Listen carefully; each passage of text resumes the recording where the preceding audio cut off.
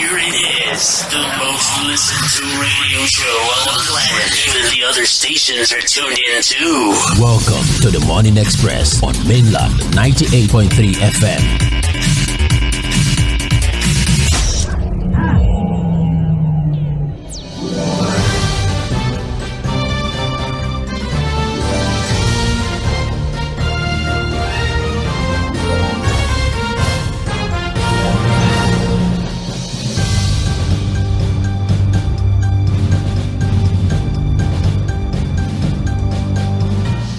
Thank you for staying with us. That is the Mainland 98.3 FM, the sound of Lagos. And you are on to Mainland Focus. Yes, this is the part where you get to be a part of the conversation this morning. We're going to be as fast as possible, as quick as possible as regards, the introduction of our focus for this morning. My name still remains Omobola Sandra, and I still have Fuad Sahid with me via the phone lines because he will be sharing his own thoughts first as regards the focus before we then move on to opening the phone line officially for you to join the conversation. Our two focal points this morning, we're taking them off the front pages of the Punch and the Guardian newspaper. And the first is, I've surpassed detractors' 8-year achievements, says Governor of Rivers State, Sim Fubara. We played some inserts earlier on, some sound bites earlier on in trends in the papers as regards the back and forth between the former governor of Rivers State, Nyesom Wike, and the current governor of Rivers State, Sim Fubara. The story is on page 44 of the Punch newspaper. So very quickly, what we have is that Rivers State Governor Sim Fubara has said those antagonizing his administration are envious and frustrated, saying he's currently building a psychiatric hospital for the benefit of his detractors. And he said his opponents and detractors were pained because he had achieved within 1 year what they did in 8 years. And this is his response to barely 24 hours before, when former governor and minister of the FCT Nyesom Wike at a reception on Saturday in Rivers State mocked Fubara for resorting to join the Action People's Party, saying he will teach the governor how to play politics. Some weeks ago, sometime last week or 2 weeks or so ago, Sim Fubara had directed all the local government chairmen in the state to, because they are all under PDP, instructed them all to run under APP, and which they have done, which has been quite interesting to follow, because all of a sudden APP is now shining and blowing younger in Rivers State. But then that is on the heel of that, you also have some PDP governors as well, showing some sort of solidarity and support for Sim Fubara, and Wike had mocked them, saying what are they doing, especially calling Sim Fubara a boy, saying that he's going to teach him how to play politics. And of course Fubara now responding to that. And a lot of people have been concerned as regards the fact that this back and forth, number one, has Wike really been paying attention to his duty and role as the minister of the FCT, and also how much has this impacted governance in Rivers State, this back and forth between Fubara and Nyesom Wike, and this structure that this tussle is about, basically. So what exactly is the solution to this, and how can the people of Rivers State get the dividends of democracy underneath all of this rubble? Because as we all know, there's a saying that goes that when two elephants are fighting, the grass underneath, in one way or the other, would be impacted, or is the one that would suffer. So are the people of Rivers State suffering? Do you think maybe they should speak out and probably call Wike to order, or do you think maybe we should just all wait till 2027 when the power will be in the hands of the people, and the people can finally with their votes tell or send a message to either Fubara or to Wike? What exactly is the way forward? And that's as regards whatever it is that's going on between Fubara and Nyesom Wike. And then we also have here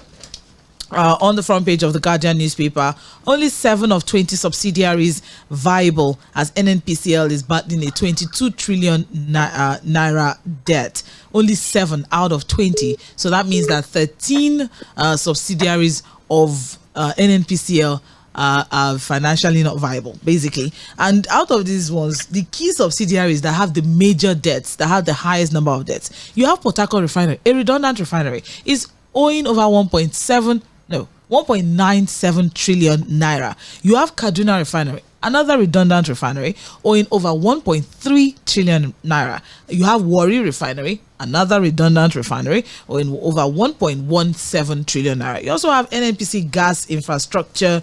You also have, so many other subsidiaries that have all been named here. And this, according to a lot of people who are worried that the rise in indebtedness between 2022 and 2023 suggests that these subsidiaries may be struggling to generate sufficient cash flow to meet financial obligations. All right. And this will create a potential strain on NNPC's consolidated position because, of course, all of these subsidiaries, one way or the other, would make up NNPCL's, figures, as was seen when they were giving out figures as regards their 2023 financial year.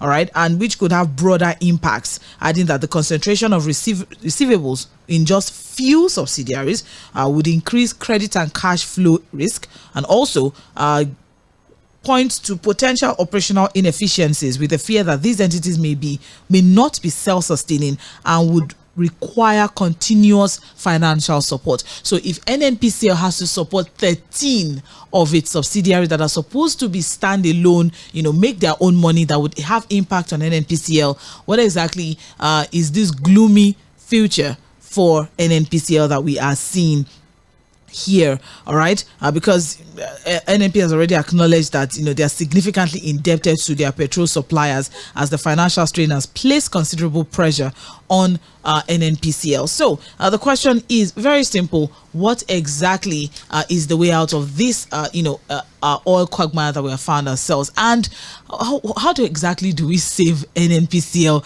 What are your suggestions on what we can do or what can be done to save NNPCL? Just earlier on, Fuad mentioned the Minister of State Petroleum, Heineken Lokobiri, saying that, CEO Wike helped me to get this position. What have you done in the past 1 year, where we have seen quite a considerable amount of disinformation, misinformation coming from the NNPCL? No accountability, no transparency. A lot of things are shrouded in secrecy. All right, because now we have here that the Naira for crude deal is to start tomorrow, and here we are, NNPC is struggling to have money. They're not going to be owing Dangote, and Dangote will now not be able to, supply us what he's supposed to supply. But there's just a lot of concern and worry as regards, the impact of this indebtedness. 22 trillion naira on NNPC alone. What exactly is the way out? So I'll start with Fuad as regards this too, and then we open our phone line officially.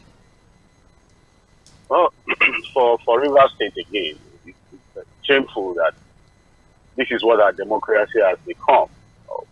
I thought, a lot of Nigerians had thought that we're learning, we're going to get better, improve with time. But if after 25 years, what we've been able to do with our democracy is to build strong individuals who are able to capture the state for their own selfish interests and personal gratification, and we're getting nowhere with our democracy. And that's what we're saying. We keep destroying our institutions, we keep building strong men who are able to tear down our institutions and become lords over us. But again, we wait to see what ends, what the end game will be. In Rivers. Yesterday I was asking by Sakon, what exactly does the Wike want to achieve? What's the end game for him? Because look, this was a guy who became governor of oil-rich Rivers State. He ruled for 8 years. He was able to take charge of the PDP at some point. To the point where, if not for what Tambuwa did, the Sokoto delegate would have been the flag bearer of the PDP in the last general election. And as the flag bearer of the PDP, he was a potential president in waiting. He could have won the election. So for somebody who got close to becoming a president, so what has it now become now? What exactly is his future, political future? What is he trying to achieve? So it's all about Rivers State now. So if I can't get the presidency, I must keep Rivers State in my pocket. Is that the game? And we need to ask ourselves, maybe at some point, some people have sold Rivers State to the Wike, because the way he behaves and talks, it's almost as if Rivers, the entire Rivers State, belongs to him and his dynasty. So, but at the end of the day, we need to ask ourselves, is this the kind of democracy we want to continue to tolerate and promote? Democracy of godfatherism, where a supposed godfather will refer to a governor as a boy and then say himself as bigger than everybody. Little wonder, Sandra, we are not getting anything with our democracy. No dividends of democracy, no progress, no meaningful development. Because these are the kind of individuals we keep tolerating. Across board. In Benue, there's fight now between the godfather and the supposed godson. In Plateau State, the same problem. Everywhere, because we are a people of interest, not of values. We are a people of interest. So far your interest aligns with the shenanigans that is going on, we tolerate it. We are not a people of value. And we can't get anywhere with our democracy, just as simple as that. And then for the NNPC, I think that's one company that has we have. How do you have 22 subsidiaries? How do you have so many that are not working and take money? That's the part that just off me the most. But carry on, please. Port Harcourt is owing. All of them, all the refineries, all NNPCL refineries are owing, and I'm wondering what are they owing? What are they owing? What exactly are they doing warrant that debt? What about the basic? Is it possible for someone to just stand and be owing? You didn't collect. And if you look at companies like NNPC in other oil-producing nations, they are bringing prosperity. They are bringing wealth. Aramco and Co. Aramco and Co. Look at what they are doing for their people. And there's no reason why NNPC will continue to be this embarrassment and shame. It's because of corruption, lack of transparency. And that's why I think it's important, for the sake of this country, that the president relinquishes that position as Minister of Petroleum. Get somebody who is a technocrat. Such a sensitive ministry should not be used for political patronage or political settlement. Look at Lokobiri now. You can see why he's not performing. He said it himself now. That is because I know Wike. That was why I got the job. So it was not even his CV or his qualification. A politician should not be holding that kind of sensitive position, Sandra. And now look. Thank you very much, Said Fuad. I appreciate your. So, in case you're on YouTube, 98.3 FM, please, so we can 10. That's the number to call to join the conversation this morning. Or you can send WhatsApp messages to 0913 62 minutes. Please let's stick within the 2 minutes time frame that's allotted to the callers. Would appreciate if we can respect that, so we can respect the time of and get this conversation going. Good morning. This is Milan 98.3. Hello. Good morning, Isha. So the time as a somebody was city governor as a lady. I think Mr.